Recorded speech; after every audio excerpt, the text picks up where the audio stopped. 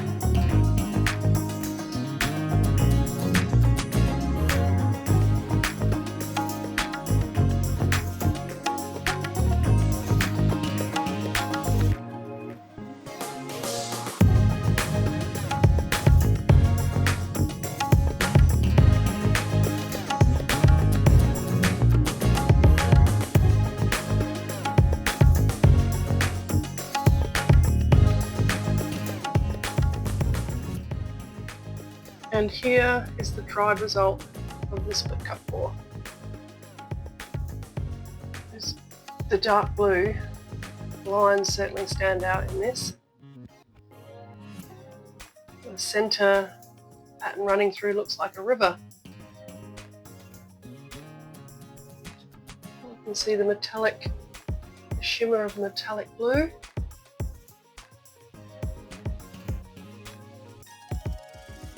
Happy with how this has turned out. Let me know what your thoughts are in the comment section.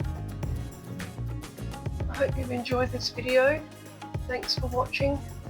God bless, and I'll see you in the next one.